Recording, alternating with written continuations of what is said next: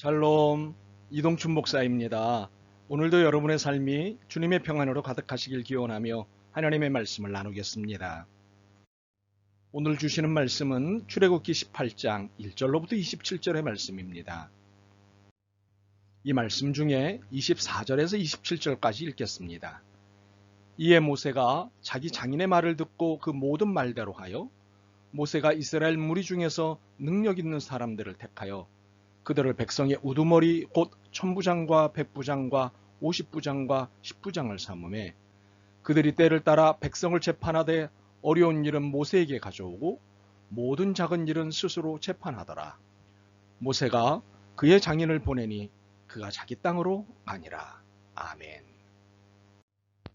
출애굽기 18장 1절로부터 27절 말씀을 본문으로 혼자 할 수 없다 라는 제목으로 출애굽기 29번째 시간의 말씀을 나누도록 하겠습니다. 인간은 사회적 존재이고 관계적 존재이고 의존적 존재입니다. 인간이 사회적 존재라는 것은 혼자가 아닌 더불어 사는 존재라는 것이지요. 관계적 존재라는 것은 독단이 아닌 상대가 있음에 존재할 수 있다는 것입니다. 의존적 존재라는 것은 누군가의 도움이 없이는 살 수 없다는 것입니다. 이 세 존재 개념의 공통점, 그것은 인간은 홀로 살 수 없다는 사실입니다. 인간 혼자서는 그 어떤 일도 완전하고 완벽하게 수행할 수 없습니다. 인간의 삶은 존재적으로 더불어 살도록 되어 있기 때문입니다. 하나님이 그렇게 창조하셨기 때문이지요. 하나님은 아담이 독청하는 것이 좋지 않다고 하셨습니다. 그래서 그에게 함께 살 사람을 붙여주셨습니다. 이것은 남녀의 결혼에 국한할 필요는 없습니다. 이것은 인간의 사회적, 관계적, 의존적 존재로 창조되었음을 보여주시는 것입니다. 그러므로 이기주의는 물론 개인주의도 하나님이 좋아하시지 않습니다. 이기주의는 무엇입니까?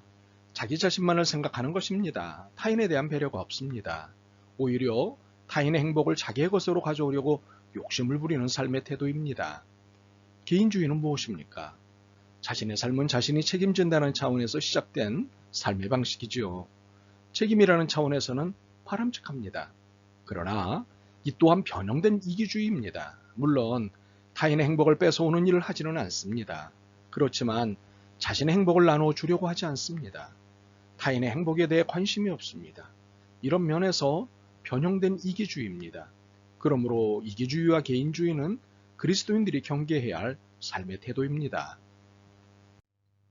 무엇보다도 오늘 본문은 인간이 사회적이고 관계적이고 의존적 존재라는 사실을 보여줍니다. 오늘 본문을 이끌어가는 인물은 이드로입니다. 그는 모세의 장인이며 미디안의 제사장입니다. 이 이드로가 사위 모세를 방문하였습니다. 그런데 홀로 방문한 것이 아니라 모세의 부인과 두 아들을 데리고 방문하였습니다.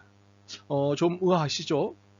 분명 호렙산에서 하나님의 소명을 받은 후 장인의 허락하에 아내와 두 아들을 데리고 애굽으로 간 모세였습니다. 그런데 그의 아내와 그 두 아들이 미디안에 있다 모세에게 왔다고 하니 이해가 필요한 부분입니다. 모세가 그의 가족들을 데리고 애굽에 와서 바로를 만나보니 이게 만만한 싸움이 아니겠다 싶었습니다. 이것은 목숨을 걸고 싸워야 할 일이라 판단하였습니다. 그런데 옆에 가족이 있으면 아무래도 운신의 폭이 좁아질 것이 염려되었습니다. 그래서 가족을 일단 처가에 돌려보냈습니다. 아마 장인은 이 결단을 좋아했을 것입니다. 드디어 출애굽이라는 대업을 이루고 광야길로 들어서게 되었고 이 모든 출애굽 과정을 장인 이드로가 전달해 들었습니다. 이 복음을 전해 들은 이드로는 한 생각을 하였습니다. 이제는 가족이 함께 있어도 되겠구나. 그래서 딸과 두 손자를 사위에게 데리고 온 것입니다. 가족을 다시 보게 된 모세는 너무 행복해했습니다. 그렇습니다. 가족은 함께 있는 것만으로도 행복할 수 있는 것입니다. 그리고 그렇게 되어야 합니다. 장인 이드로는 사위 모세가 얼마나 외롭게 고군분투하는지를 알고 있었습니다. 200만 명이 되는 백성들이 출애굽 이후 모세를 향해 끊임없이 불평하고 반항하지 않았습니까? 얼마나 힘들겠습니까? 물론 그에게 여호수아, 아론, 훌과 같은 든든한 스탭들이 있습니다. 그들을 통해 모세는 용기를 얻고 힘을 얻었을 것입니다. 그러나 가족만큼 든든한 후원자와 경조자가 있을까요? 모세가 하루의 일정을 끝내고 자신의 거처에 왔을 때 아무도 반겨주는 이 없이 덩그러니 찬 공기만 그를 맞이할 뿐입니다. 이것은 경험해보지 않고는 못 느끼는 감정입니다. 참으로 가족은 함께 지내야 합니다. 이도로는 며칠을 머물면서 사위의 사역을 보게 됩니다. 특히 백성들을 재판하는 사역을 지켜보게 되었습니다. 그런데 자인의 눈에 비친 재판의 과정이 기이했습니다. 14절입니다. 내가 이 백성에게 행하는 이 일이 어찌 됨이나 어찌하여 내가 홀로 앉아있고 백성은 아침부터 저녁까지 내 곁에 서 있느냐. 자인의 질문에 모세가 대답을 합니다. 16절입니다. 백성이 하나님께 물으려고 내게로 오미라. 그들이 일이 있으면 내게로 오나니 내가 그 양쪽을 재판하여 하나님의 율례와 법도를 알게 하나이다. 모세는 이러한 광경이 당연하다는 듯 대답을 하였습니다. 그런데 장인은 단호하게 말합니다. 17절입니다. 내가 하는 것이 옳지 못하도다. 모세는 너무도 당연한 일로 받아들이는데 장인은 이러한 사역 방식의 문제를 제기하였습니다. 장인 이드로가 지적한 사역 방식의 문제는 홀로함에 대한 것이었습니다. 18절 보시면 너와 또 너와 함께한 이 백성이 필경 기력이 쇠하리니 이 일이 내게 너무 중함이라 내가 혼자 할 수 없으리라.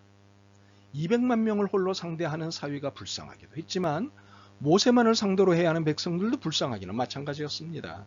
인간에게는 한계라는 것이 있는데 이 한계를 인정하지 않고 모세처럼 200만 명을 홀로 상대하겠다고 덤벼드는 것은 무매함을 넘어 교만일 수 있다는 사실입니다. 그래서 이도로가 사위의 모습에 대해 옳지 않다는 도덕적 평가를 내린 것입니다. 인간은 사회적 존재이고 관계적 존재이고 의정적 존재임은 앞서 설명한 바입니다. 본래가 홀로 무엇을 해서는 안 되는 존재입니다. 그런데 모세는 자신의 한계를 넘는 일을 혼자 감히 하겠다고 하니 이 얼마나 은밀한 교만입니까? 이는 옳지 않습니다. 아무리 잘났어도 혼자 해서는 안 됩니다. 반드시 교만을 가져오기 때문입니다. 나 혼자 했다는 나만이 할 수 있다. 나 외에는 안 돼로 변질될 가능성이 충분하기 때문입니다. 그렇기 때문에 아무리 혼자 할 수 있어도 의도적으로 함께 하려고 해야 합니다. 더욱이 혼자 할 수 없는 뻔한 일에 대해선 진작부터 동역자를 요구해야 합니다.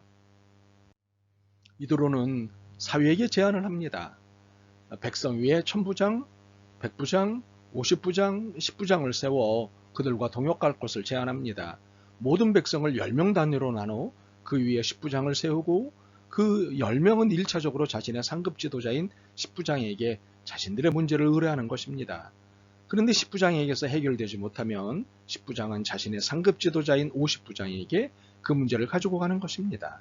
이렇게 10부장은 50부장에게, 50부장은 100부장에게, 100부장은 1000부장에게, 1000부장은 모세에게 해결 안 되는 문제를 가져오게 하는 것이지요. 이제 모세는 200만 명이 아닌 2000명만 상대하면 됩니다. 그리고 이 제안을 받아들일 경우 모세에게 두 가지가 제공될 것이라고 설명합니다. 하나는 일이 내게 쉬우리라는 것이고 또 하나는 내가 이 일은 감당하고 모든 백성도 자기 곳으로 평안히 가리라는 것입니다. 일의 분배와 위임을 통한 사역의 원활함과 백성들의 안녕 보장인 것입니다. 일을 분배하고 그 일에 대해 위임을 하는 것은 하나님이 오래전에 우리에게 알려주신 경영 비법입니다. 오늘날 많은 경영학자들이 분배와 위임의 위대성에 대해 말하고 있습니다만 이 개념은 진짜 하나님이 알려주신 개념에 불과합니다. 처음으로 성경은 위대한 지혜의 보고입니다. 성경엔 인생에 관계된 일체의 지혜가 들어있습니다. 그러므로 성경을 가까이 하면 모든 이들 위에 뛰어난 삶을 살게 되는 축복을 얻게 됩니다. 여러분 모두 성경을 가까이 함으로 이런 축복을 얻게 되길 바랍니다. 모세는 장인의 지혜의 머리를 숙였습니다. 그리고 그의 제안을 따라 백성 중에 능력 있는 사람들을 택하여 1000부장, 100부장, 50부장, 10부장이라는 리더십을 세웠습니다. 그 결과 모세는 사역의 과중함으로부터 벗어날 수 있었고 백성은 신속하게 자신의 문제를 해결받을 수 있게 되었습니다. 이로써 이스라엘 공동체의 분위기는 더욱 따뜻해지고 행복하게 되었습니다. 우리는 오늘 이 사건을 통해 개인주의를 넘는 공동체주의를 다시 생각하게 되었습니다. 그러므로 우리가 공유해야 할 철학은 혼자 할 수 없다, 함께 하자입니다. 아무리 배직장이라 하더라도 맞들고 혼자 할 수 있더라도 함께하는 협업의 은혜가 일상화된 믿음 생활이 되길 소원합니다. 아멘. 주님, 저희들이 너무 깊이 개인주의와 이기주의에 전착되었음을 고백합니다. 용서하옵소서. 이제 신앙공동체, 교회, 이웃공동체, 동네, 지역, 국가 등을 생각하며 함께함의 삶을 도모하고 살게 도와주옵소서. 예수 그리스도의 이름으로 기도드립니다. 아멘. 오늘도 여러분의 믿음과 삶을 응원합니다. 사랑합니다.